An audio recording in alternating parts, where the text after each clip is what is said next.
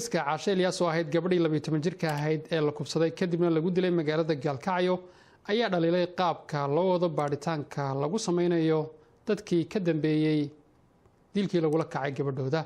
Aabaha gabadhan Ilyas Aadan oo VOA la hadlay ayaa sheegay inuu dareemay in wadadii laga weeciyay baaritaanka kiiskan. Aaba Ilyas ayaa xilliga oo VOA la hadlayay xusuus ahaan u watay boorsadii ay gabadhiisa iskuulka ku tagi jirtay. Nuux Muuse Birjaab ayuu ugu warramay magaalada Garowe. warbixintan ayuuna nuuxnoo hayaa. Ilyas Aadan waa aabaha dhalay Caashe Ilyas oo bishii February dabayaaqadeedii dil iyo kufsi loogu geystay magaalada Gaalkacyo. wuxuuna Ilyas soo gaaray Garowe si gabadhiisa cadaalad u hesho kadib markii uu dareemay sida uu tilmaamay in wadadii laga leexiyay baarista kiiska iyo horgeynta cadaaladda. gudoomiyaha gobolka wuxuu noo sheegay 4 kiiska in loo hayo oo dil ah oo gabadha dilay. sabtidii dhaweydba wuxuu yiri laba loo haya waxa inta kale waa bribiir annana waxaan ku niray 4 baa sheegtay 4tii away PS tan la hadlay in leeyahay la shaqee waxaan ku yiri labada nin aan sheegaysa maxay tahay wuxuu yiri annagu dad kale ma hayna biir labadii ninna waa dhoofinay madaxweynaha soo codsaday marka dadka kale waa sii daynaynaa waxba kuma hayno gudoomiyaha daraawiishtaan u dhiibaynaa afdalo markaasaan annagu iska soo kacnay Garowe nimid. Ilyas oo u warramay VOA ayaa dalbaday in sharciga islaamka la mariyo ragga geystay falkaasi. annagu waxaanu taaganahay shariicada islaamkaanu taaganahay qisaas baanu doonaynaa wax kale aan ka doonaynaa ma jiro. kiiskana waa kiis dil ah iyo kufsi oo ugu wali ka dhacay Soomaaliya. Ilyas ayaa ka maqnaa dalka markii uu dhacayay falkaasi wuxuuna tilmaamay in sawir xanuun badan ay ku reebtay dhacdadaasi qalbigooda. aad baan uga naxay gabadhaas markii la sheegay dareenka in la kufsaday oo haddana la dilay. aad baan uga xumaaday iyadoo dadkii Ilaahay ay jirtana la istaqdimuuna saacatan wala yastaakhiruuna ma dhaafteen mar walba dhimashadaadii laakiin waxay ku suubiyaan baan aad iyo aad uga naxay. markaa jigjigaan ka soo kacay wardheer baan soo gaaray 2 habeen baan wardheer joogay oo gaari laan ku joogay Gaalkacyaan soo galay markaan soo galayna gabadhii oo la aasay baan u imid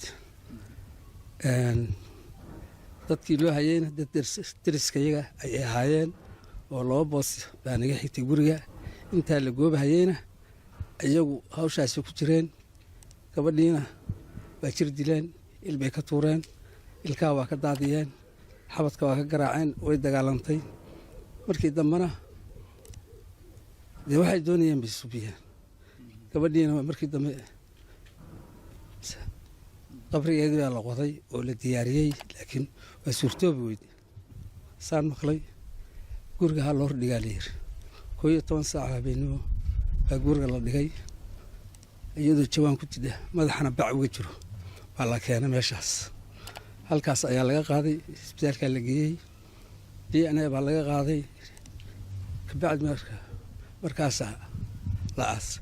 xilliga aan la kulmayay aaba Ilyas waxa dhabtiisa saarneed xusuusta gabadhiisa yareed ee Caasho boorsadii ay ku aadi jirtay iskuulka. Caashe Ilyas Aadan boorsadeedii weeye waxaan ka dhigtay mar walba inaan qaato iska wata ayada boorsadaas gabadhii baan ku xusuustaa oo mar walba xusuusteeda aan ku haynayaa أنا كنت حسوسنا هي عيادة أيام نركب وقرت برصة وأنا كنت قاطعت. برصة إسكول في دوكسي كوادي شفتي. برصة دوكسي إسكول كوادي شفتي وياه. وبوقت كوادي شفتي. وبوقت كوادي شفتي. حسوس ما أنت أوضح إن. حسوس بان وضع تاريخ. intii aan la joogay wuxuu sidoo kale itusay sawirka gabadhiisa oo xilli walba u saaran shaashada moobilkiisa gacanta. sawirkeeda wuxuu igu jiraa moobilka mar walba waan daawadaa. ilaahay baan iga qaaday ilaahay baan siiyay inna lillahi wa inna ilayhi raaji'uun. waalidka Caasho waxay ku qanceen dareenka ay la wadaageen shacabka Soomaaliyeed meel kasta oo ay joogaan falkii loo geystay gabadhooda. waa mahadnaqayaa dadkii mataqaanaa Soomaaliyeed oo arrintaas ka kacay oo meel walba ka soo hadlay iyagana aad iyo aad baan ugu mahadnaqayaa. maalmo yar oo uu joogay Garowe ayuu la kulmay Ilyas Aadan dhinacyada garsoorka oo ololeeyaasha xuquuqda aadanaha wasiiro iyo ugu dambeyntii madaxweynaha Puntland Siciid Cabdullaahi Deni.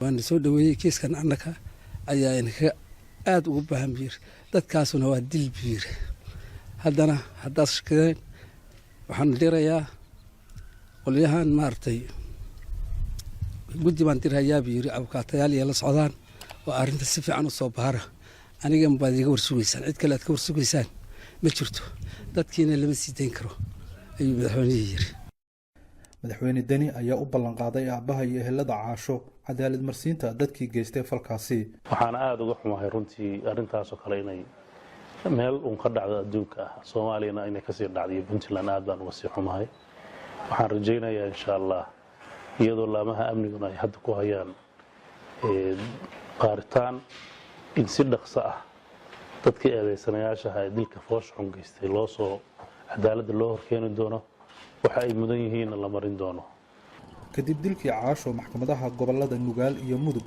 ayaa sameeyay xukunno kala duwan rag ku eedeysnaa inay geysteen kufsi kuwaasoo dhammaantood ka dhacay magaalada Gaalkacyo isla bishii February